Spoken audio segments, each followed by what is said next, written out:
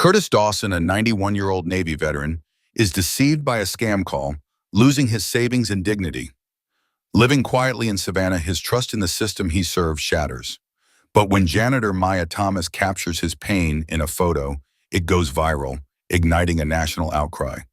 Veterans, strangers, and even the White House rally behind him. As Curtis's heroic past surfaces, saving lives in Vietnam, leading with honor, a movement grows.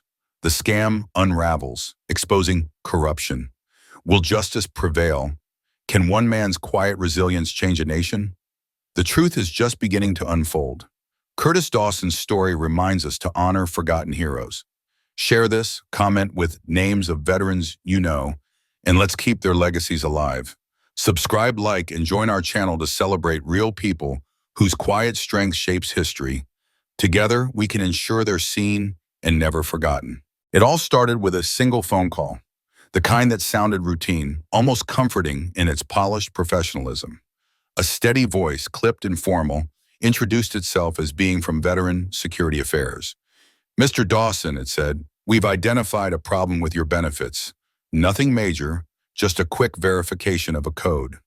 Curtis Dawson, a 91-year-old man who had given 3 decades of his life to the Navy, paused. His weathered hand hovered over the phone, his sharp blue eyes narrowing with a flicker of doubt. But the voice was so assured, so official, that he let himself trust it.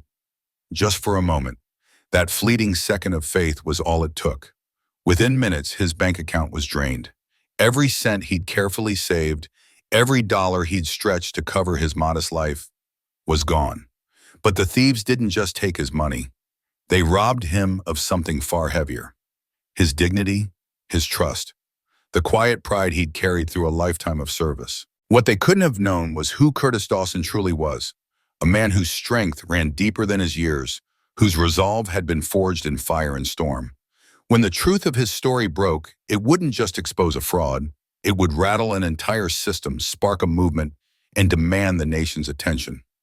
By the end, even the president would rise to honor the man they'd tried to erase. Curtis Dawson had always been a man of few words, but his silence wasn't born of timidity or frailty. It was the stillness of someone who had seen the world's chaos up close, war, loss, and sacrifice, and had earned the right to let his actions speak louder than his voice. At 91, he lived alone in a modest second-floor apartment just beyond the cobblestone charm of Savannah, Georgia's historic district.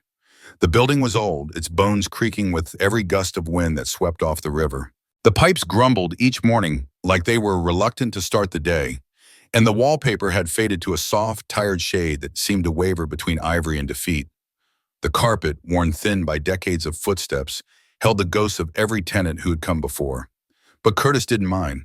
This place was his, paid for in full with years of discipline and frugality.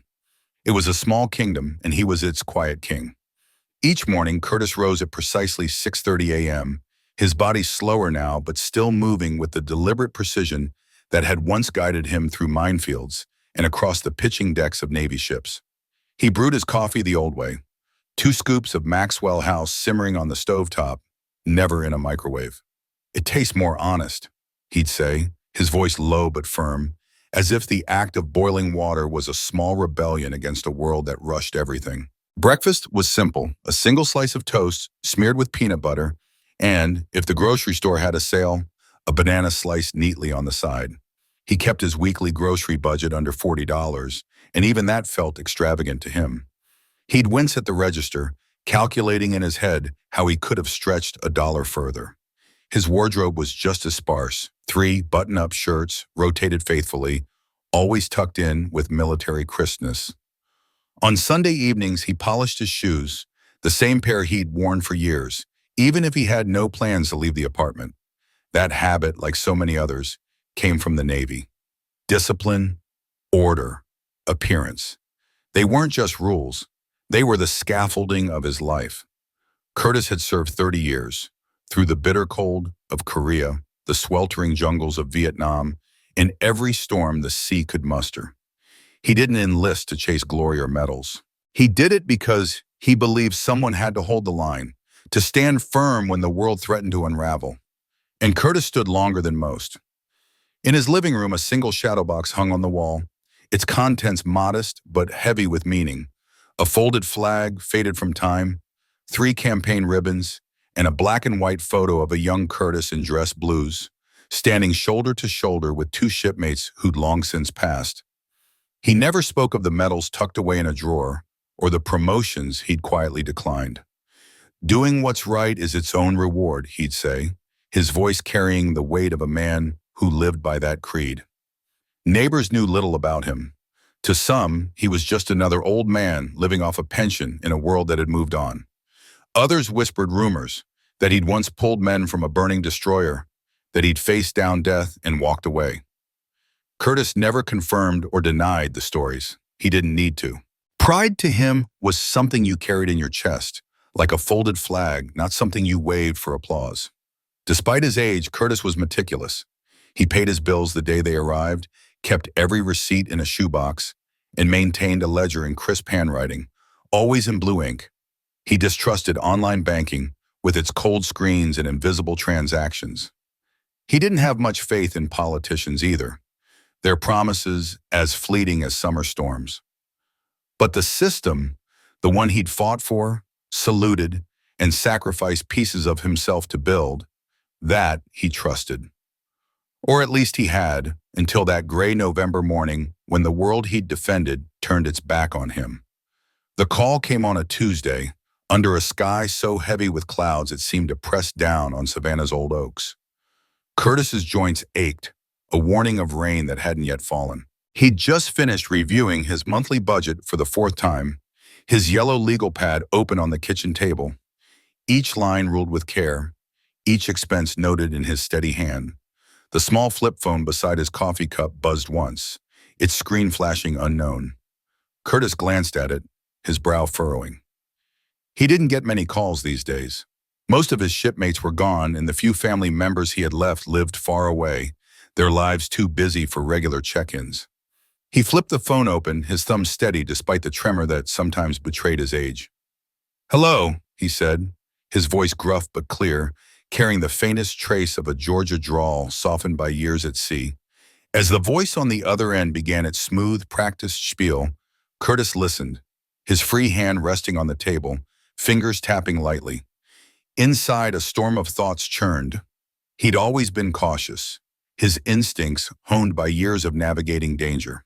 But the caller knew his name, his service history, the kind of details that felt like they could only come from someone official. Doubt gnawed at him, but so did a deeper instinct, the belief that the system he'd served wouldn't let a man like him fall through the cracks. Not after everything. He gave them the code, his voice steady even as his gut twisted. When he hung up, the silence that followed felt wrong, like the eerie calm before a torpedo's wake. Moments later, he checked his bank account from a number he never used, and the truth hit him like a wave. He'd been betrayed. What Curtis couldn't know then was that this betrayal would spark something far greater. His story, the quiet theft of a man who'd given everything for his country, would soon break through the cracks of a flawed system. It would awaken a movement, forcing a nation to confront whether it still honored men like Curtis Dawson, or if they were simply forgotten. As he sat by his window, watching the rain finally fall, his jaw set and his heart heavy with resolve, the world was already beginning to shift. The truth was coming, and it would not be silenced. Curtis Dawson's flip phone buzzed on the scratched oak table, the screen flashing a number he didn't recognize. Unknown.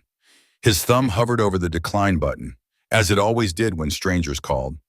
He'd learned long ago that unfamiliar voices rarely brought good news. At 91, Curtis had weathered enough surprises, politicians' empty promises, contracts that dissolved like smoke, assurances from the VA that never materialized, to make caution his default. But today, something nudged him to answer. Maybe it was the faint flicker of hope that hadn't quite died in him, or maybe it was the weight of the overdue heating bill sitting unpaid on his counter, next to a pill bottle he couldn't afford to refill. The VA payment he'd been counting on was a week late, and every day that passed tightened the knot in his chest. Perhaps this call was someone from the department finally stepping up to fix it. He exhaled, steadying himself, and flipped the phone open. "Mr. Dawson speaking," he said, his voice low but firm, carrying the authority of a man who'd once commanded a Navy gunboat. "This is Devin Clark with Veteran Security Affairs," came the reply. The voice was young, polished, and professional. Not the overly warm tone of a salesman, but just official enough to feel legitimate. "We've detected a delay in your benefits.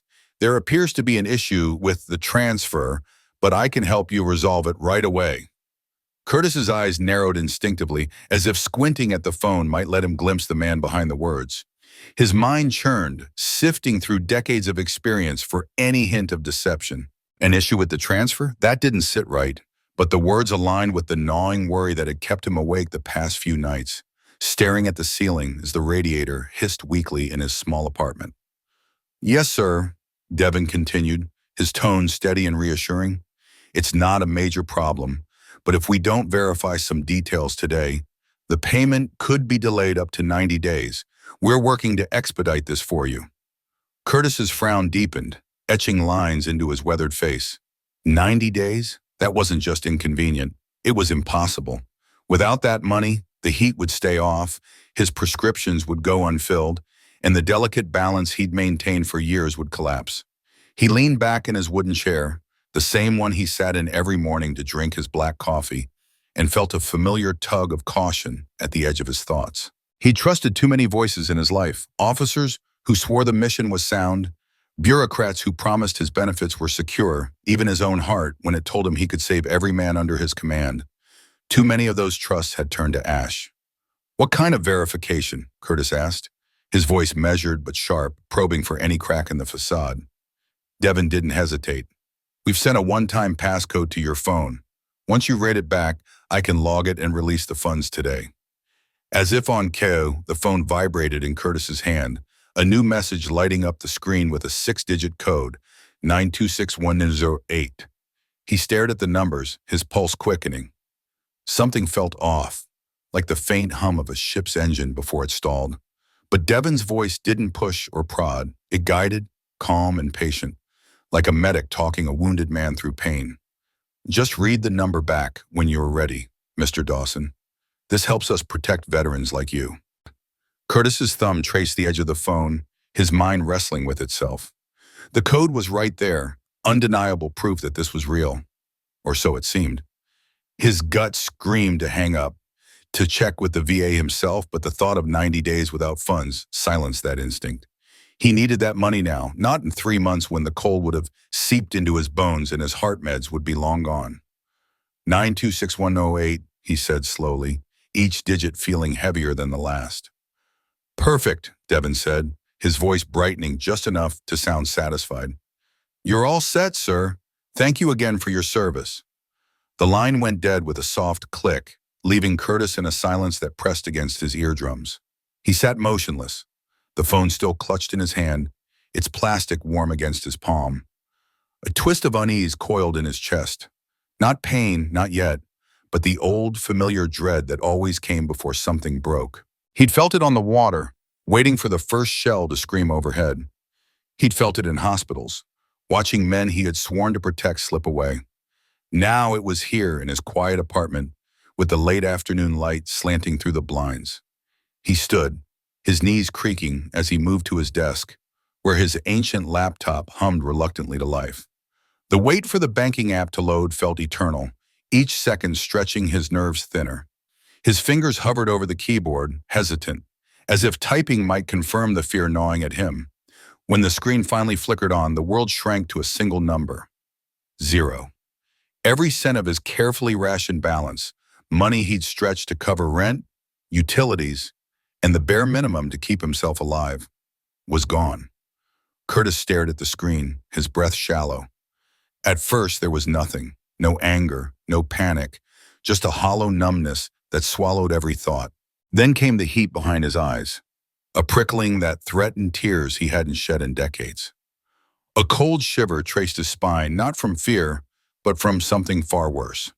Shame. A Navy commander, a man who'd faced storms and gunfire without flinching, had been duped like a naive recruit. He'd let his guard down, trusted a voice on a phone, and now he was left with nothing. He sank back into his chair, the wood creaking under his weight, and set the phone on the table. The laptop's glow dimmed as it timed out, casting the room in shadow. His coffee, untouched since morning, sat cold in its chipped mug. The apartment was too quiet, not the peaceful kind, but the oppressive stillness that amplified every thought. For the first time in years, Curtis felt small, smaller than he'd felt on a gunboat under fire, smaller than he'd felt standing beside the caskets of men he'd outlived. Combat had been brutal, but it had rules, a code. This was different. This was humiliation, a wound that cut deeper than any bullet. He'd trusted the voice, trusted the system that had promised to honor his service. And in that trust, they hadn't just taken his money. That was the superficial loss, a number on a screen. What they'd really stolen was his self-respect, the foundation of a life built on doing things the right way. Curtis had never borrowed more than he could repay, never missed a rent payment, never asked for charity. His apartment walls held folded flags and faded commendations, each one a reminder of a man who'd been unbreakable. Now, at 91, he'd been outsmarted by a faceless voice, reduced to a fool. Fool, he whispered, the word hanging in the air like a verdict. It echoed in the stillness, mingling with the creak of the pipes and the distant hum of the city outside. That night he couldn't eat. The thought of food churned his stomach, as if swallowing would mean accepting this defeat. Instead, he sat in his recliner, wrapped in a wool navy blanket older than most of the fabric, rough but familiar, like the life he'd led. The apartment around him seemed to close in, its creaking pipes and peeling wallpaper a mirror to the cracks in his resolve. He didn't move, didn't sleep, just sat, the weight of his hand heavy with the phone, as if it still held the moment he had lost at everything. This wasn't over, not yet.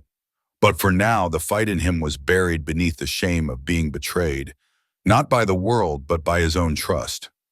The wind wailed through the gaps in the window panes, mingling with the refrigerator's low, dying groan. Curtis Dawson sat in his worn armchair, the silence heavy around him. He thought about calling for help, a repairman, maybe someone else. But who remained? His closest friends, brothers from forgotten wars, were gone, their voices now just memories. Neighbors saw him as the old man in 3B, nothing more. Pride, his unyielding companion, stopped him from dialing the VA hotline, from calling the bank, from uttering, "I was scammed." Speaking it would make it real, and Curtis wasn't ready for that truth. He turned on the TV, not to watch but to quiet the storm within. The newscaster's voice was a dull hum as light flickered across the room's peeling walls. His eyes fell to the ledger, its numbers a litany of debts, rent, utilities, prescriptions, due in 10 days.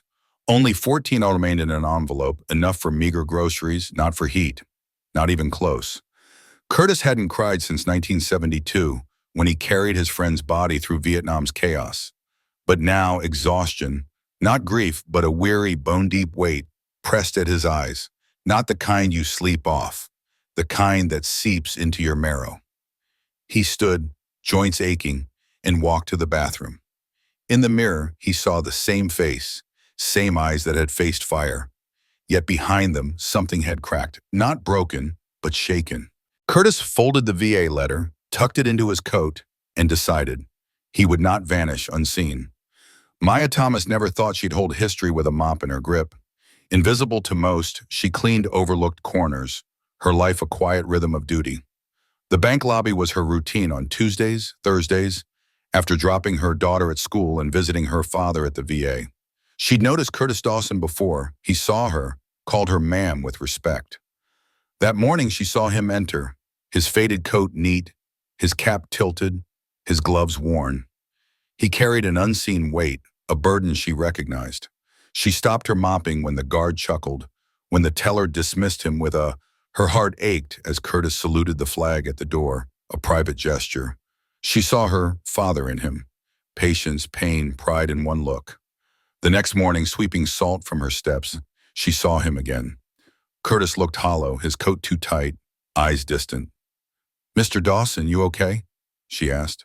He paused, then said, "Had someone to file a report, someone stole my check, clean check." Silence answered her question. "Did they help you?" Louder than words. Maya decided then. She rarely crossed lines, but Curtis's quiet strength broke her heart. "Sir, can I take your picture?" she asked. "What for?" he replied. "People should see you. My data was Army. I know that you're not invisible." Curtis wavered, torn between hiding and existing. He nodded. Maya raised her phone and captured him.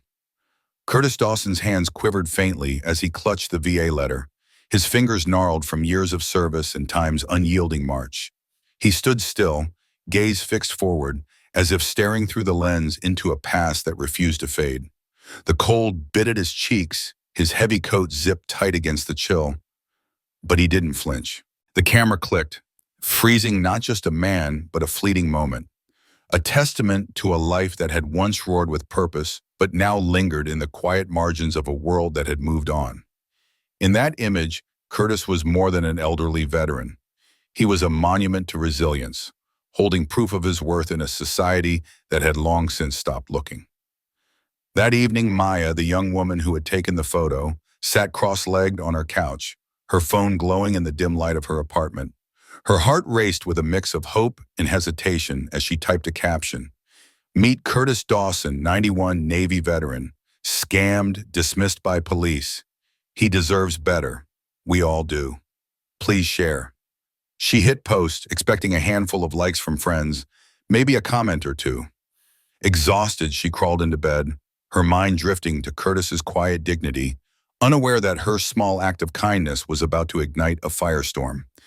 By dawn, Maya's phone was a chaotic symphony of buzzing notifications. She stirred, groggy, squinting against the pale morning light filtering through her blinds.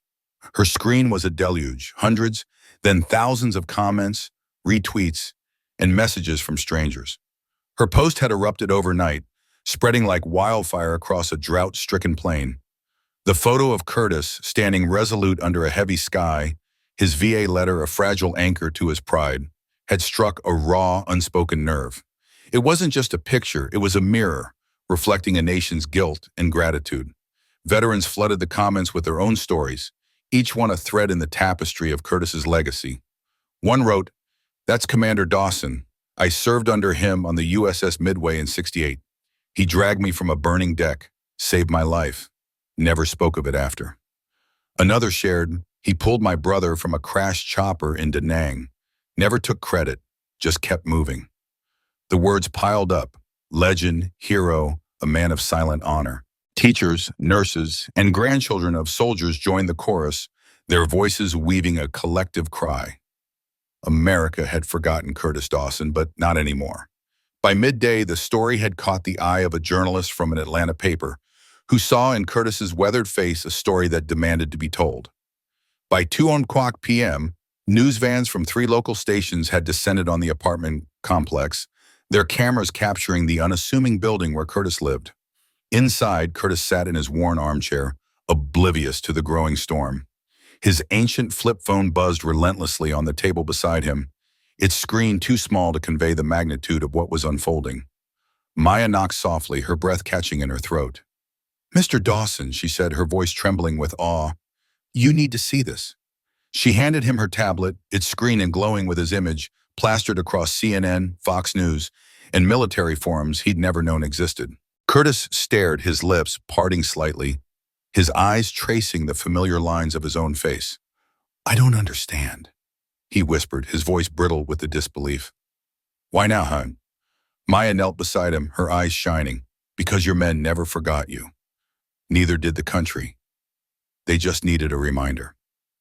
That night, hashtags surged across the internet. Salute Curtis, #honor forgotten, #Commander Dawson. The White House press secretary's inbox overflowed with urgent emails, one from a senior VA official standing out. "This isn't just another case, it's bigger. We need to act now." In Savannah, strangers began to gather at Curtis's apartment building.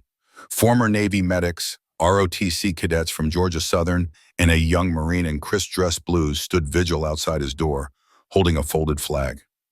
Maya peeked through the window, her voice a hushed whisper. "They're not here for fame, Mr. Dawson. They're here for you."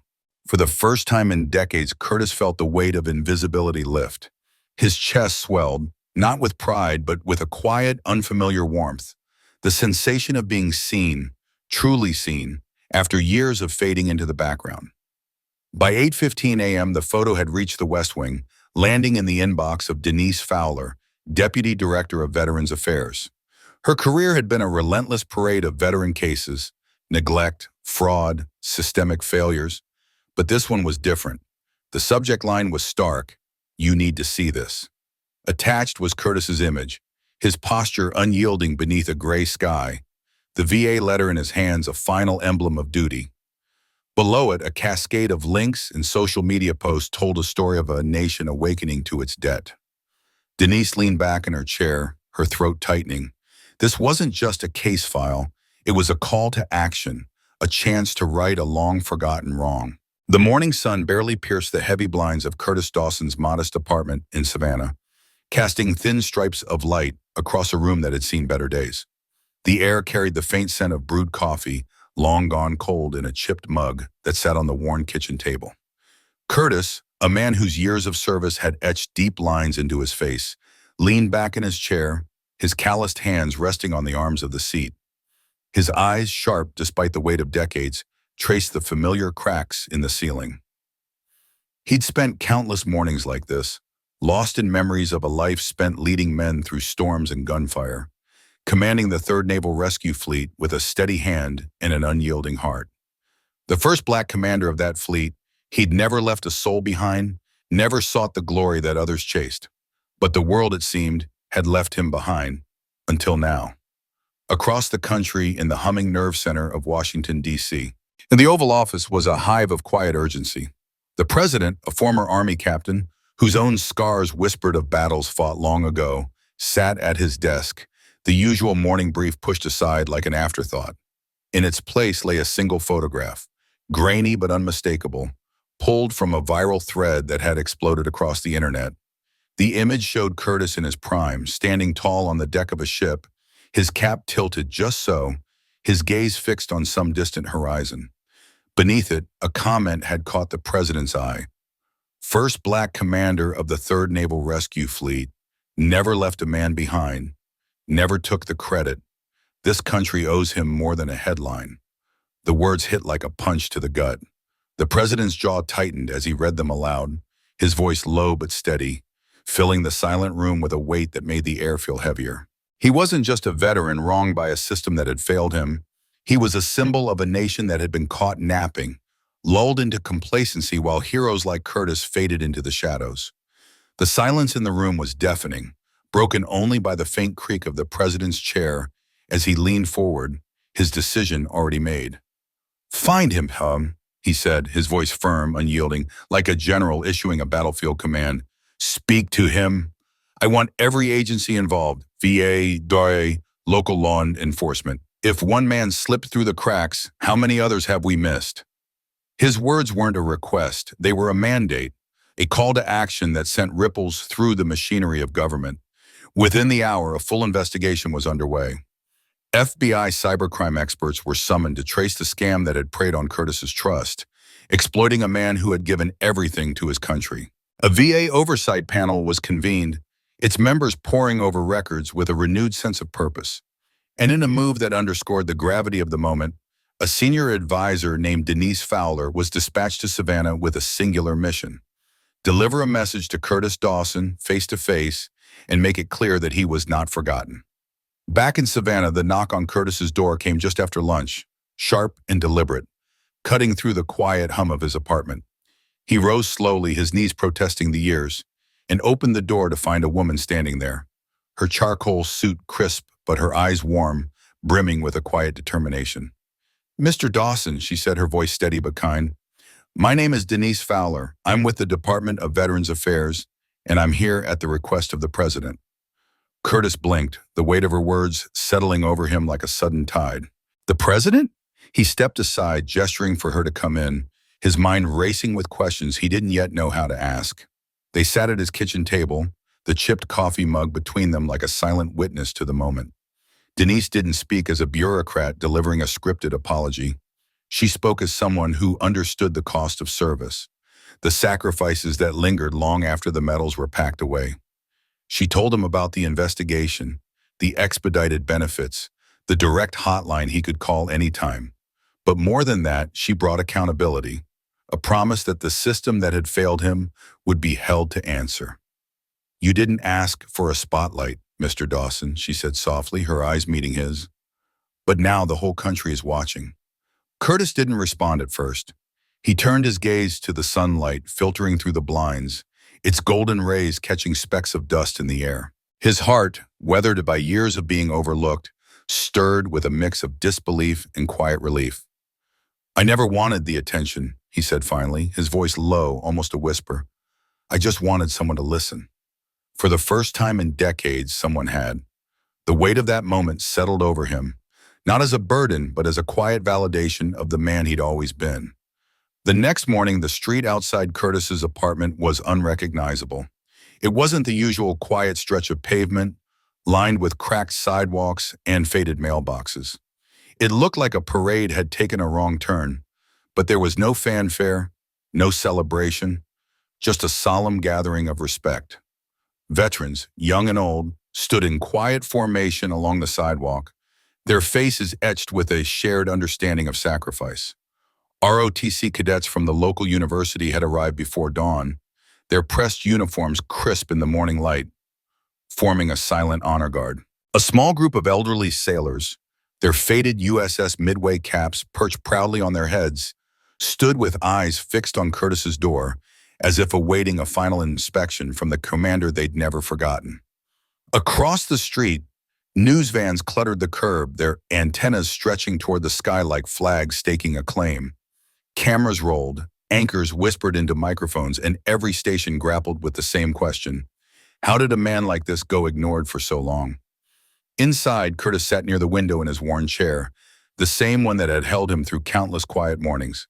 He'd changed into one of his three good shirts, pressed with care, and his cap, cleaned and brushed, rested neatly on his head.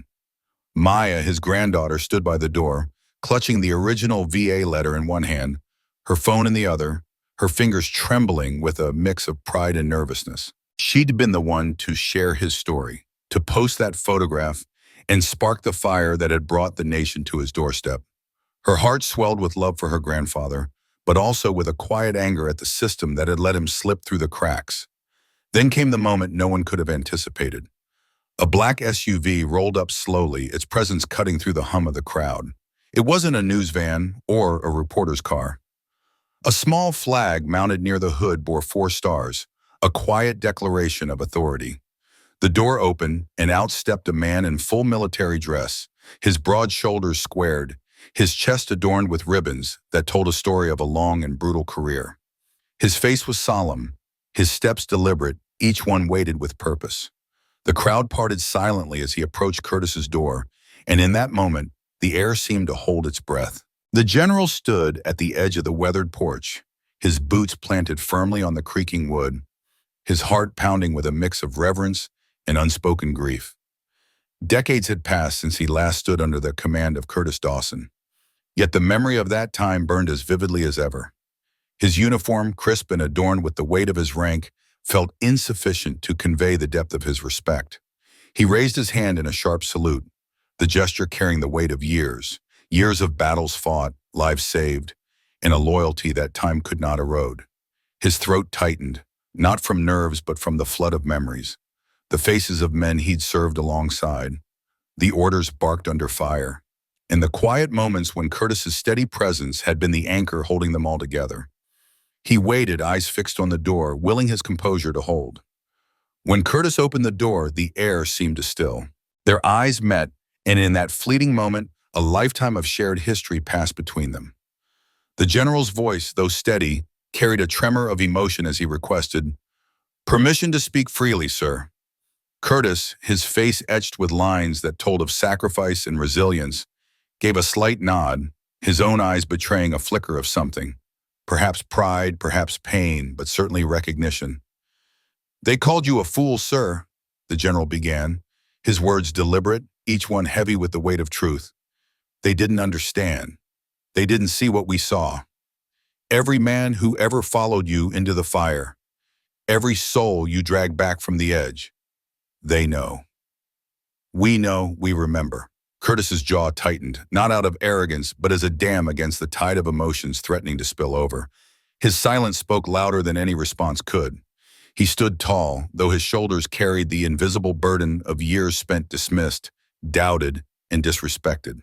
"Stand down, General," he said at last, his voice firm yet gentle, like a father addressing a son. "You're not here to salute me. You're here to fix what's broken." The general nodded, his resolve hardening.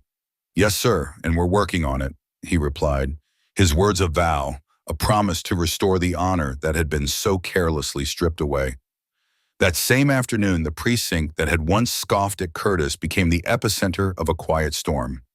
Federal agents, FBI, Department of Justice, VA inspectors descended with a precision that was almost surgical.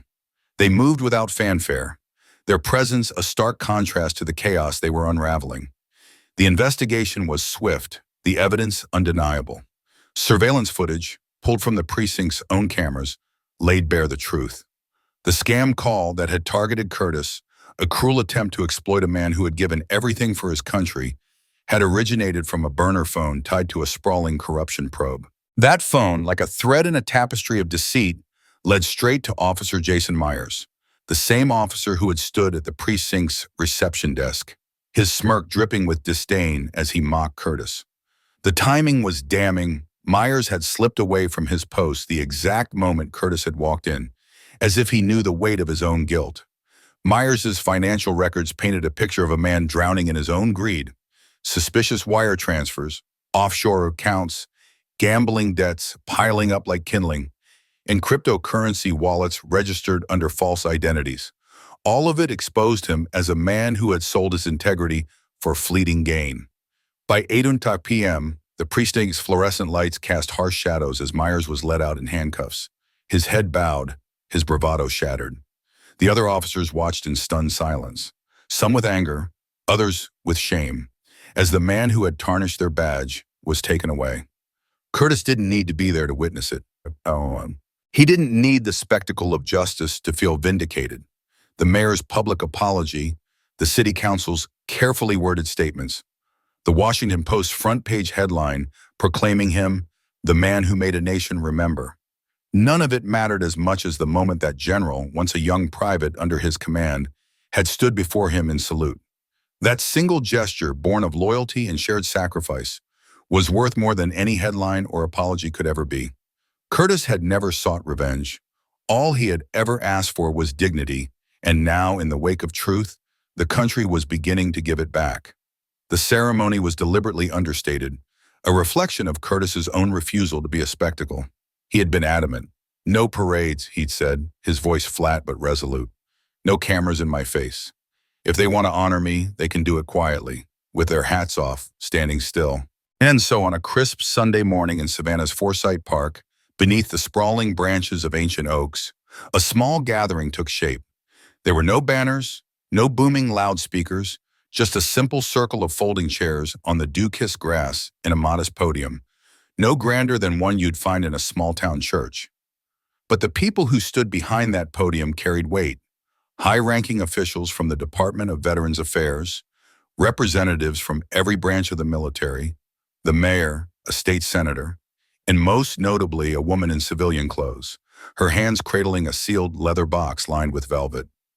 Maya sat in the front row beside Curtis, her Sunday coat pressed and pristine, her fingers clutching the original VA letter as if it were a relic of their shared struggle. Her daughter, a quiet girl with wide, proud eyes, sat on her lap, sensing the gravity of the moment, even if she couldn't fully grasp it. Around them stood dozens of veterans, some leaning on walkers, others gripping canes, a few still standing tall with the sharp-eyed vigilance of their younger years. Despite the passage of time, their presence was unified by a quiet reverence, their voices hushed, as if speaking too loudly might disrupt the sanctity of the moment. Then the president's envoy stepped forward, her voice clear and steady. "Mr. Curtis Dawson," she began, "on behalf of the President of the United States and a grateful nation, we present to you the Presidential Medal for Civil and Military Honor."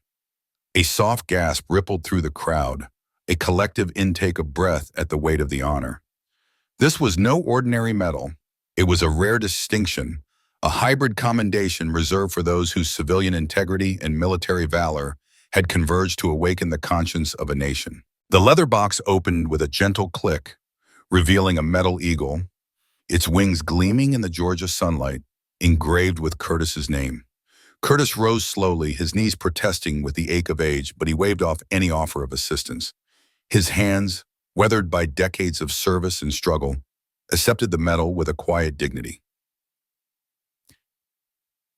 He stood tall, his gaze fixed straight ahead, and when he spoke, his voice was low but unwavering. "I don't have many words left," he said, each syllable deliberate, carrying the weight of a life lived in service. "But if this medal means anything, it's not just for me. It's for every man and woman who stood beside me, who trusted me, who came home because we held the line. It's for them." His words hung in the air, simple yet profound, and the crowd stood in silent agreement, their hats off, their hearts full. The morning sun bathed the park in a gentle golden glow, casting long shadows from the trees that seemed to sway with a quiet reverence as if they too felt the weight of the moment. The crowd stood in unified respect, a sea of faces young and old, their eyes fixed on the flag, fluttering softly in the breeze. Among them, the veterans rose as one, their weathered hands snapping to crisp salutes, their postures unbroken by time. Their silence was not frailty, but a testament to battles fought and burdens carried. Civilian city workers, their uniforms creased from a day's labor, joined in the gesture, their salutes less practiced but no less sincere. Near the fountain, a small troop of Boy Scouts mimicked the motion, their young faces solemn, sensing the gravity of the occasion even if they couldn't yet grasp its depth. This was a moment that demanded acknowledgement, not of rank or title, but of something far more enduring, the unspoken sacrifices etched into the lives of those who had served. Across town, in the stark confines of a federal holding cell, Officer Jason Myers sat alone, the cold steel bench beneath him a far cry from the spotlight he once chased.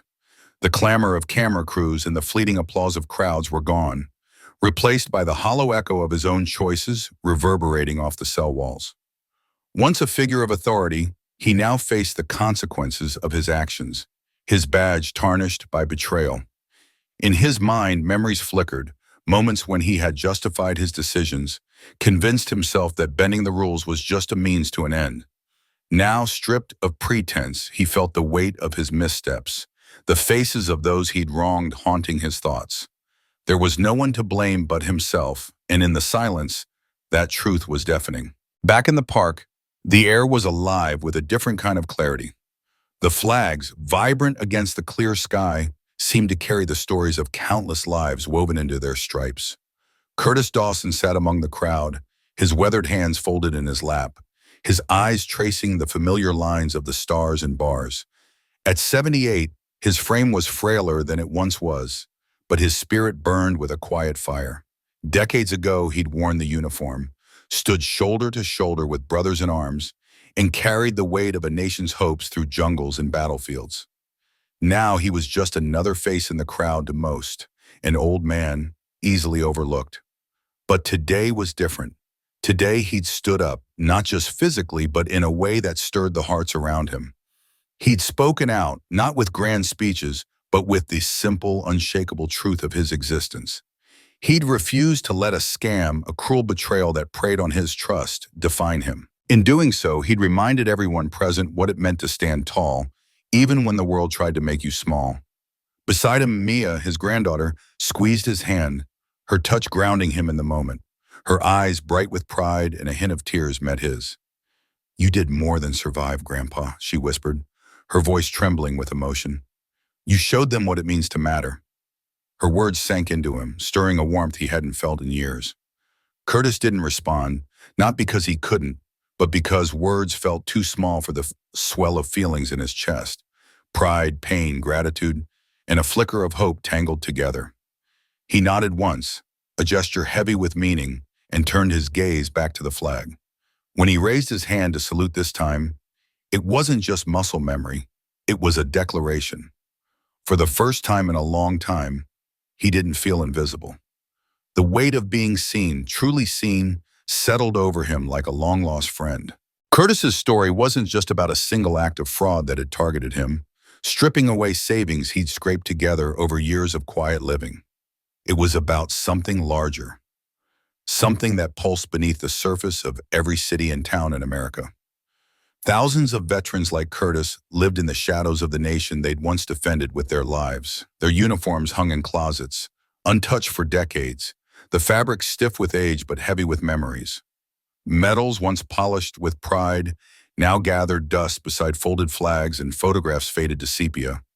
These men and women walked a little slower now, their steps measured, their voices softer. But within them burned histories, battles fought in distant lands, comrades lost, victories won at cost no one could fully understand. Their silence wasn't weakness. It was the weight of experiences too vast for words. Yet, in the relentless churn of modern life, these heroes were too often forgotten. Scammers saw their trust as a vulnerability, preying on their goodwill with cold precision. Bureaucracies, bogged down by red tape, misplaced their files or dismissed their needs with indifference. Communities, caught up in the rush of the present, overlooked the quiet figures who had given so much. It was easy to mistake their silence for strength, to assume they were fine because they didn't demand attention. But dignity didn't fade in with age. It grew heavier, more sacred, a mantle carried with grace even as the world turned its gaze elsewhere.